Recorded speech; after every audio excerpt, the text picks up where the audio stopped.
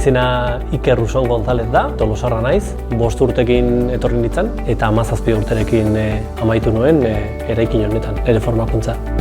Eskolak niretzat izugarrizko garrantzia izan zuen eta daukan ere bizitzan zertarako bat eman zidalako, helburu bat, bizitzan zertarako gaude. Hemendik atera zan Ikerura, enbeste ametsekin da enbeste gauzekin, ia gehienak egi bihurtu dituzu. Eta orduan horrek ematen dit, bai, sensazio oso ona.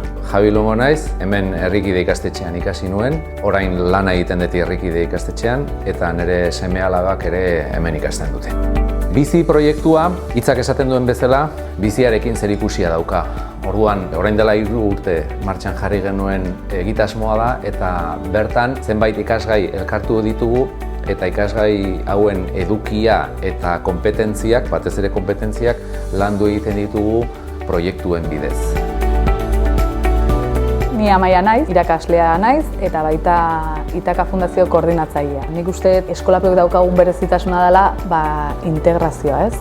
Ikaslea saiatzen gela bere fazeta guztitara iristea.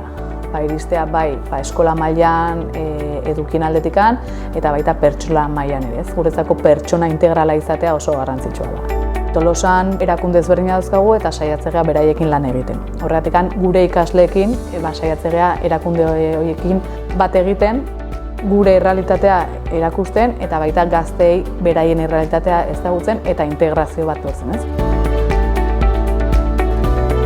Ni Garazi naiz, Herrikideko DBH 4. mailako ikaslea naiz. Eskolakola ematizkiten sentimenduko, bultzatizkiten gauzak, esnatzen naizen ero da hezkuntza eta bintzat, dakeula balio edo aukera hori eskola jutekoa eta askok ez dakeana eta horrek poztu iteit.